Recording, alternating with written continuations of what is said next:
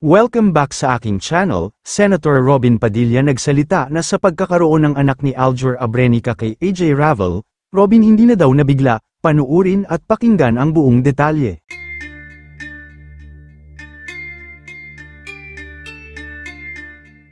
Nagpahayag nga ang action superstar at senador na si Robin Padilla na hindi niya alam na mayroon ng tatlong anak ang dati niyang manugang na aktor na si Aljur Abrenica sa bago nitong karelasyong aktres na si AJ Ravel.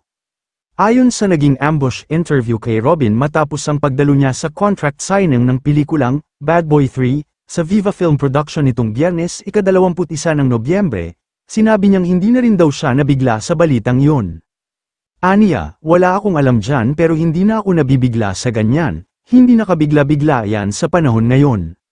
Aniya pa, kailangan daw mas maging masipag ni Aljur lalo na at marami na raw siyang anak, good luck magsipag ka lalo kasi marami kang anak. Nagbigay rin ng mensahe ang senador para kina Aljur at kinakasama nito ngayon na si AJ, at kanyang anak na kapuso actress na si Kylie Padilla. Aniya, wala naman akong masasabi kundi good luck sa lahat, maganda, maayos nila at hindi sila nag-aaway.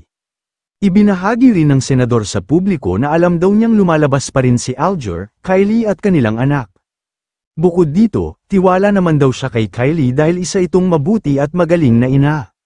Aniya, matanda na kasi si Kylie at lumaki na independent, mabuting ina, magaling na ina, masipag, hindi ko na siya inaalala pa sa mga ganiyang usapin. Samantala, matatandaan naman na inamin ni AJ sa Fast Talk with Boy Abunda na 5 na ang kanyang anak, gayunman, hindi niya naman tinukoy kung sino ang ama ng nauna niyang 2 anak. Pero matapos nga ang naging pag-amin niya sa pagkakaroon ng anak nila ni Aljur, ay gumaan ang kanyang pakiramdam at malaya na niyang naigagala sa publiko ang kanilang anak ni Aljur.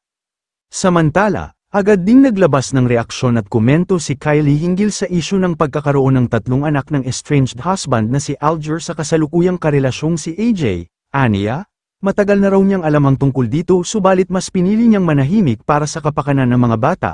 Proud daw siya sa dalawa dahil finally ay hindi na raw kailangan pang magtago. Kayo mga ka-showbiz, anong masasabi niyo sa ating showbiz topic ngayon? Kung may opinion kayo ay magkomento lang kayo sa aking comment section. At syempre kung bago pa lang kayo sa aking channel ay mag-subscribe na kayo para lagi kayong updated sa mga showbiz trends na ina-upload ko. Maraming salamat po.